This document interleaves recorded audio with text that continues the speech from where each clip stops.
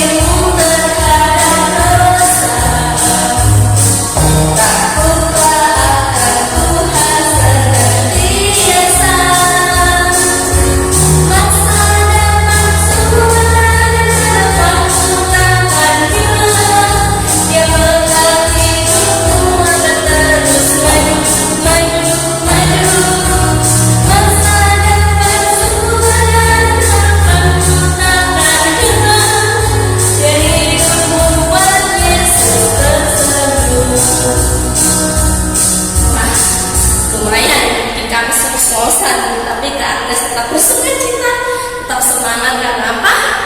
Karena kita semua masih semangat untuk memuji Tuhan. Kak Agnes sebelum melanjutkan ibadah kita pada pagi hari ini, kita akan berdoa dulu ya. Terima kasih Tuhan Yesus untuk hari ini. Engkau berikan kami nafas kehidupan dan kesehatan yang masih boleh kami rasakan. Terima kasih untuk sukacita yang masih boleh kami rasakan juga, sehingga kami boleh duduk di tempat ini, kami boleh memuji Tuhan, mendengar nama Tuhan, mendengarkan firman Tuhan. Sebentar kami akan mulai lebih lanjut, dan Engkau pimpin kami, sertai kami di awal dan akhirnya kami selesai. Biarlah kami boleh mendengarkan firman Tuhan dengan baik, dan apapun yang kami dengar boleh menjadi kekuatan bagi hidup kami ke depannya. Terima kasih Tuhan, di dalam nama-Mu kami sudah berdoa, amin.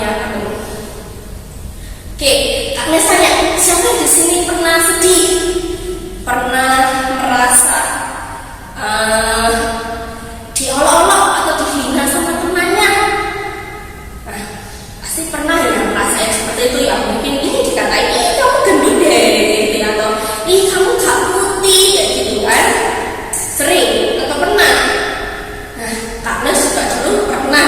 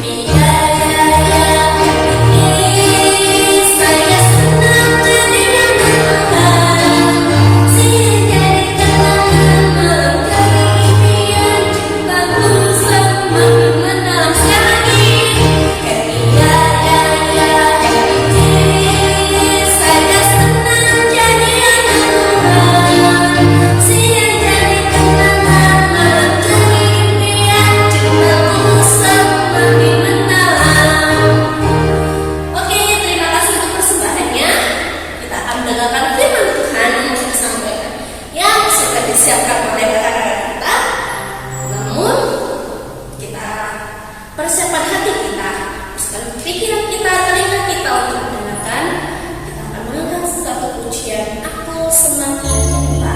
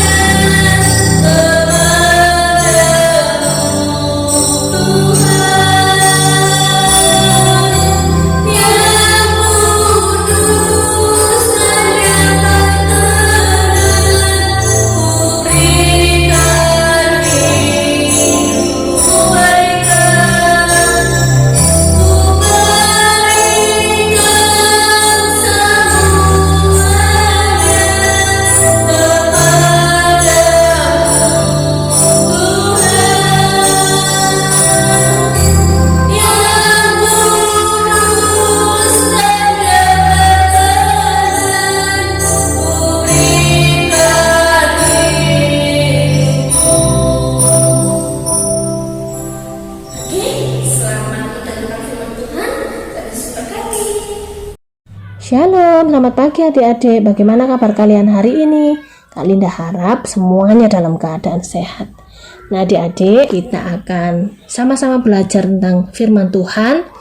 Namun sebelumnya kita akan berdoa. Mari kita satu dalam doa.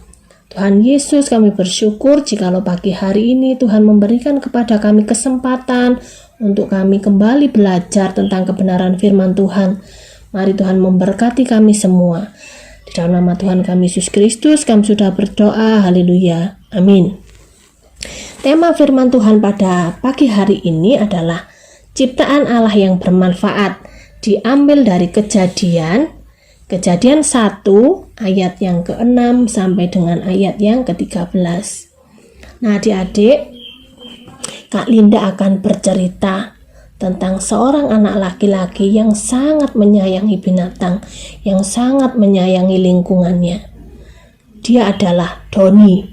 Doni adalah anak laki-laki yang memiliki beberapa hewan peliharaan seperti kelinci, kucing, anjing, dan burung kesayangannya.